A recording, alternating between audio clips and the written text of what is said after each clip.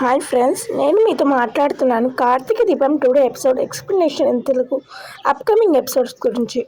కార్తీక దీపం ఈరోజు ఏం జరిగింది, రాబోయే ఎపిసోడ్స్ ఎలా ఉండబోతున్నాయి అయితే చూసేద్దాం. ఈరోజు టైటిల్ ఏంటి అంటే ఎస్ఐ గారు దీపను బెయిల్ ఇప్పించేలా చేసి జ్యోత్స్నకు షాక్ ఇచ్చేశారు. అదేంటో పూర్తిగా తెలుసుకుందాం. ఈరోజు కార్తీక దీపం ఎపిసోడ్స్ చెప్పేద్దాం. ఈరోజు కార్తీక దీపం ఎపిసోడ్స్ అయితే వేరే లెవెల్ ఉందన్నమాట. జోస్ అయితే షాక్ అయిపోయింది. శివనారాయణ తల పట్టుకున్నాడు. అట్లాంటిది ఏం జరిగింది అనేది ఈ వీడియోలో చూసేద్దాం. ఇంకా తన అత్తయ్యకు అప్పగింతలు ఇస్తుంది. ఇంకా అప్పుడే కార్తీక్ వచ్చి ఇంకొక పిల్లని ఒక పిల్లని చూడు దీప, నీ ముందరనే తాళిబొట్టు అవన్నీ తెచ్చి నీ ముందరనే పెళ్లి చేసుకుంటాము, సౌర్యను మా చేతిలో పెడితే మేము చూసుకుంటాము. ఆ మాట అనింది ఎవరు, వాళ్ళకి బుద్ధి లేదు అని తిడుతూ ఉంటాడు కార్తీక్. అయితే ఇంకా దీప అయితే సైలెంట్ అయిపోతుంది. ఇంకా అప్పుడైతే కోర్టుకి అయితే తీసుకొని వెళ్తాడు కార్తీక్. ఇంకా డైరెక్ట్గా కోర్టు సీన్ అయితే వస్తుంది.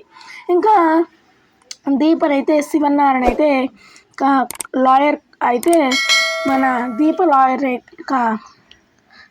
శ్రీనివాస్ లాయర్ అయితే చర్చిస్తూ ఉంటాడు.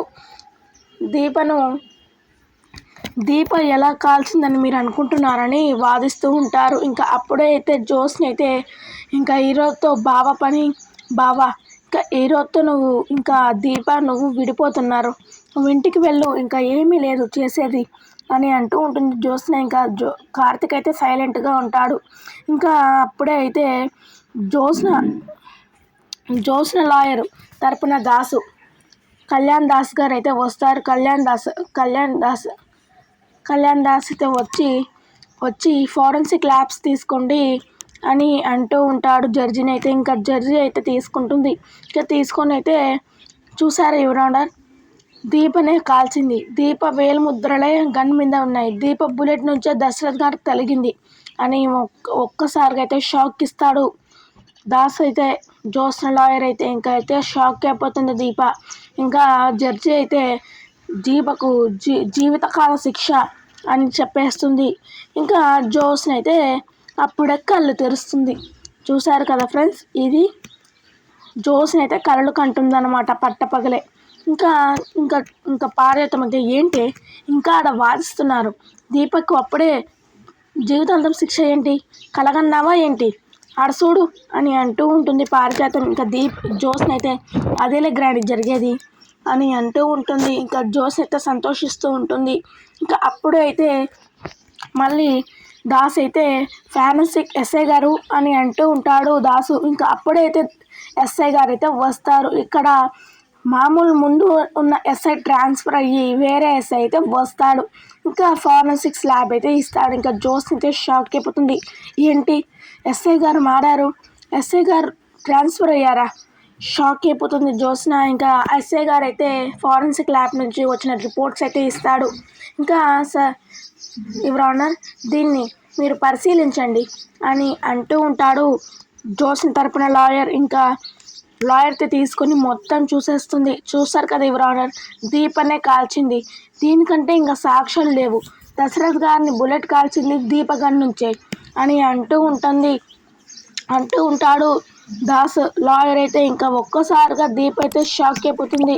ఇంకా అప్పుడే అయితే యువర్ ఆనర్ అయితే జడ్జి అయితే ఆగండి దాస్ గారు, ఇక్కడ ఫస్ట్ పాయింట్ ఏంటంటే రిపోర్ట్స్లలో దీపనే గన్ను పట్టుకున్న వేలుముద్రలు కలిశాయి కాబట్టి దీపనే పట్టుకుంది.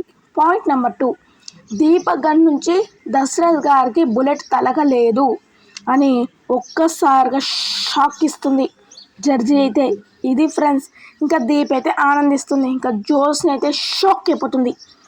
ఇదన్నమాట ఈరోజు ఎపిసోడ్ అయితే. ఈరోజు అయితే సూపర్ ఉంది ఎపిసోడ్ అయితే. మీరు కూడా నేను చెప్పే బదులు మీరు టీవీలు చూస్తే సూపర్ ఉంటుంది.